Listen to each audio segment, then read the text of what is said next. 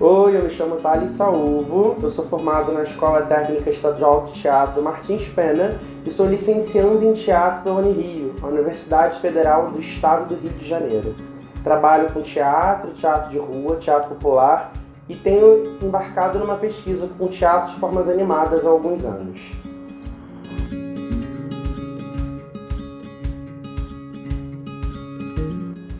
O teatro de formas animadas consiste na manipulação ou na animação de diversos objetos inanimados.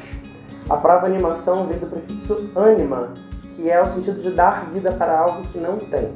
O teatro de formas animadas engloba o teatro de sombras, o teatro de bonecos, o teatro de vara, o teatro de máscara, o teatro de objetos e o que eu vou falar um pouquinho mais agora nesse vídeo de pesquisa sobre o teatro lambe-lambe também.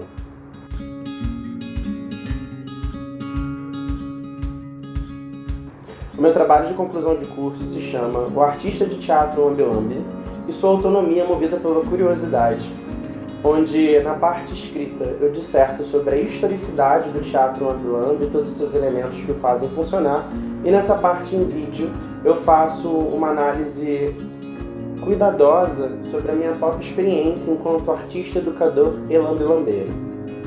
O teatro lambe-lambe surgiu em 1989, quando duas criadoras brasileiras, mulheres, de origem negra e nordestinas, resolveram confinar dentro de um espaço ínfimo, pequenininho, histórias a serem contadas de forma curta. Denise de Santos e Yasmine Lima trabalhavam em uma escola na Bahia, quando Denise teve a ideia de, ao falar para as crianças como é que era que os bebês vinham ao mundo, ela resolveu criar uma boneca negra feita de espuma, onde ela faria um parto de um pequeno bebezinho também feito de espuma negro. Ela mostrou para Yasmine a sua criação e Yasmine brilhantemente achava que aquele ato, o ato do nascimento, é uma coisa muito íntima para ser exposta a qualquer pessoa. Então, quando elas tiveram a brilhante ideia de fazer essa cena acontecer dentro de uma caixa, dos antigos fotógrafos de lambe-lambe que estavam começando a entrar em extinção. Aí surgiu o primeiro espetáculo de lambe-lambe, a Dança do Parto.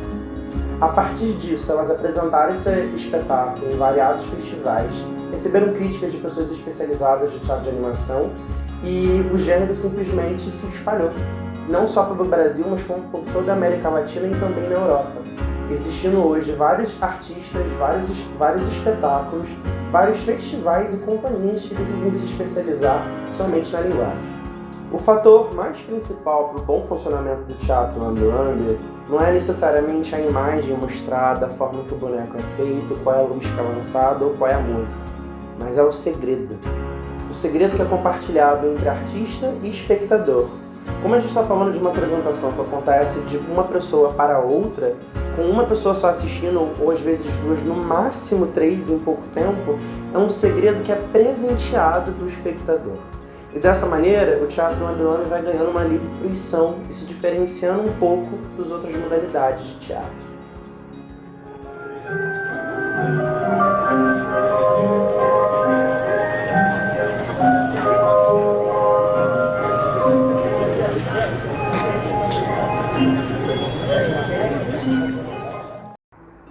A minha caixa de teatro lambe-lambe se chama O Grande Pequeno Circo e ela estreou em 2017. É o meu primeiro trabalho autoral, é o meu primeiro trabalho com teatro de formas animadas e é a primeira caixa de teatro lambe-lambe que eu fiz ou resolvi planejar. O mais curioso dentro dessa dramaturgia é que eu montei a minha caixa de teatro lambe-lambe sem nunca ter assistido um lambe-lambe presencialmente antes. Só a partir de vídeos e pesquisas online, ou trocando conversas com outros bonequeiros e bonequeiras que também trabalhavam com a linguagem. O teatro lambe-lambe tem um pouco isso dentro do seu cerne, né? As pessoas são movidas pela curiosidade do que tem dentro da caixa para poder parar numa praça e assistir o que acontece naquela história. E o artista, como Denise de Santos diz em muitas entrevistas, é escolhido pela caixa. Então, de alguma maneira, a gente é movido pela curiosidade de como que aquele mecanismo funciona e decide criar sua própria dramaturgia. O Grande Pequeno Circo foi o meu primeiro trabalho autoral e ele conta a história de uma cantora de ópera que tem medo de se apresentar. Toda apresentação dela para um espectador, quando eu realizo, é a primeira apresentação dela, da estreia, dessa boneca que canta a ópera. Ela está sempre muito receosa, chora, as pessoas vaiam um pouco, e a partir disso ela cria coragem de se apresentar. E geralmente as pessoas agradecem a apresentação final dela. Eu tenho a impressão de que dentro dessa dramaturgia, essa cantora de ópera sou eu me experimentando dentro de teatro de formas animadas pela primeira vez, com muito medo, mas com vontade de se jogar. Eu comecei a pesquisa a partir da confecção da boneca. Ela seria inicialmente uma mulher barbada, que eu ia fazer uma tenda de circo, onde ela se apresentaria. E dentro do processo de pesquisa, experimentando diferentes formas de boneco, eu descobri que ela não seria barbada, mas ela só cantaria ópera. A partir da boneca, toda a dramaturgia veio, junto com a trilha sonora, junto com a cenografia e a estética final dela. Com a minha história de teatro ambulante pronta, eu, pela primeira vez, resolvi apresentar ela dentro do jardim da Unirio, no Centro de Letras e Artes da faculdade. Lá, eu tive a oportunidade de experimentar, trocar com pessoas que não estavam preparadas para assistir uma história dentro de uma caixa, que é algo inusitado, dependente de você estar num ambiente que seja direcionado à cultura ou não, né? E tive, ao mesmo tempo, a oportunidade de criar a dramaturgia junto com a plateia. Porque, assim como qualquer outro espetáculo, a gente também pensa muito antes como que a gente vai fazer, mas na hora de fazer, vai muito da reação das pessoas, né? Então, alguns movimentos da própria manipulação da boneca surgiram a partir do que eu sentia e observava na minha troca diretamente com o espectador e com a fila de espera que se formou logo em seguida, quando eu comecei a apresentar. Após apresentar dentro do ambiente acadêmico, eu levei a minha caixa algumas vezes para a rua, para ver como é que isso se daria com um público ainda mais não convencional. Visto que um público dentro de um centro de letras e artes ainda é um público voltado para a cultura. Um público urbano, de espaço aberto, ele é só um público passante, que não necessariamente saiu de casa para ser público. Isso é um fator também principal do Lambi-Lambi, porque ele transforma um ambiente, né? Aquela praça cotidiana onde a pessoa que está indo para o trabalho para tomar um café todo dia, deixa de ser praça e vira um espaço de magia contida, também movida pela curiosidade.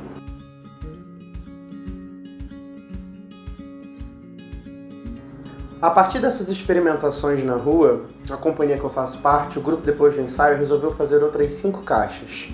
Em torno de 2 semanas, nós nos encontramos diariamente para um grande intensivo de experimentação, de criação de dramaturgia, de criação de trilha sonora, de confecção de boneco, né, e de ensaio, para criar outras 5 caixas. Na época, a nossa companhia tinha 6 integrantes e cada um se apresentava com uma. Esse processo de criação foi importante para a companhia, porque ele trabalhou entre a gente o cooperativismo sem a hierarquia tradicional do teatro convencional, sem a figura de um diretor ou de uma diretora que comandava. Cada um pensou na sua própria dramaturgia e um auxiliando o outro, foi dando dicas e palpites e botando a mão na massa mesmo para fazer os seus próprios bonecos e a sua própria forma de manipulação. Isso é um ponto importante também no teatro Lambi-Lambi. Por ser um trabalho de geralmente um artista solo, que pode ser apresentado em qualquer espaço, ele também é um tipo de trabalho que ajuda na sobrevivência do artista, que não necessariamente vai ter sempre aquele trabalho no palco, com o técnico, com uma iluminação cênica, com um diretor ou uma diretora, com um preparador físico. Então, ele quebra um pouco com essa estrutura hierárquica, que às vezes é muito eurocêntrica, né? De trabalho.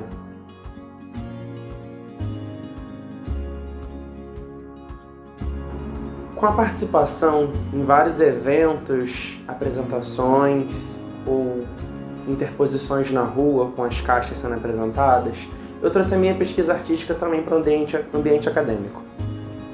Eu comecei fazendo uma iniciação científica com o professor Dr. Miguel Velhinho, onde o título se chamava Autonomia do Teatro Lambi-Lambi, onde a pesquisa foi completamente teórica sobre a historicidade do teatro de bonecos que acontece em espaços fechados, fazendo comparação através da história de outras formatações, onde apresentações curtas também aconteciam dentro de teatros fechados, muito parecidos até com o teatro Lambi-Lambi, mas com outra nomenclatura e com outros ambientes culturais que levavam para outros lugares, diferente do que a gente tem de teatro Lambi-Lambi.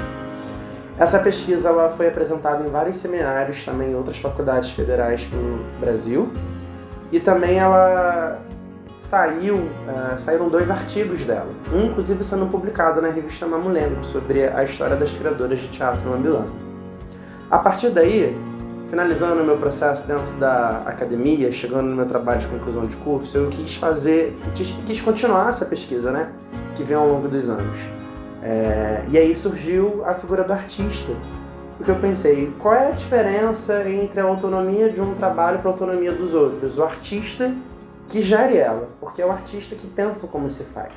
E o teatro ambulant está muito nesse lugar, né? É a autonomia do próprio artista que decide todas as suas interposições dentro do seu trabalho, sem necessariamente o gerenciamento de outros profissionais. Às vezes ele pode até pedir o auxílio de outras pessoas, mas a ideia constantemente vem dessa própria pessoa que propõe a sua própria história. Em 2019, o grupo Depois de Ensaio decidiu criar o próprio festival, depois de participar de vários outros festivais pelo Brasil de teatro ambulant. Ele se chama Anima Praça e foi feito em parceria com a CIA e Contei. O Anima Praça ele acontece na zona norte do Rio de Janeiro, anualmente, onde nós convidamos mais de 30 artistas de todo o Brasil para vir até o Rio de Janeiro se apresentar de forma gratuita e também oferecer oficinas às pessoas que nunca tiveram contato ou que têm pouco acesso a cursos de confecção, que geralmente são bem caros. Dentro do Anima Praça, a gente tem uma mostra de teatro ambulant. E na primeira edição, em 2019, a gente conseguiu trazer uma das criadoras lá da Bahia, a Denise de Santos. Houveram mais de 15 artistas, muitos nem conheciam a criadora. Eles puderam apresentar o seu trabalho para ela e vice-versa, conversaram um pouco sobre, e no final nós fizemos uma homenagem para ela. Então a gente entende que o teatro ambulant ele também foi um ponto de partida para nós dentro da companhia e para minha pesquisa individual de acesso a outras formas de fazer artístico que não só a tradicional.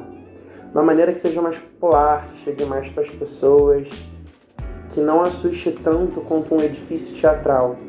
É ali, simples, acontece dentro de uma caixinha e ela encanta da maneira que é, na simplicidade.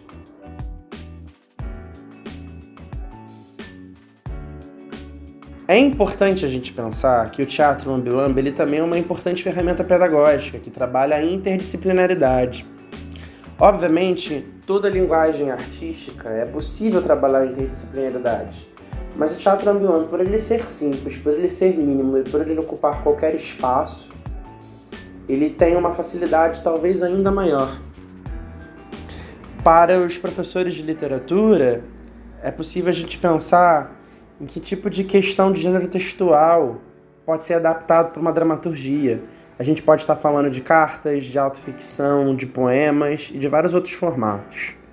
Para os professores de matemática ou física, a gente pode pensar em sugerir a criação de uma iluminação em miniatura e, com isso, estudar cálculos, formas, fontes de energia, como se faz uma instalação elétrica ou de eletrônica, qual é a voltagem, por aí vai. Para os professores de história, estes ainda podem sugerir para os seus alunos como encenar a história de algum personagem que foi importante e que muitas vezes nem os livros de história dão cargo, como é um exemplo da Carolina de Jesus, da Esperança Garcia, de muitas outras mulheres e homens que são brasileiros e brasileiras e que têm uma potência muito avassaladora e que são simplesmente esquecidos por serem brasileiros ou virem de um outro território, um território mais humilde. O teatro ambulant está nesse lugar. Ele chega de uma maneira simples, de forma bem curiosa, encantando as pessoas. E dentro do ambiente escolar, ele ainda pode ser muita potência para outras coisas.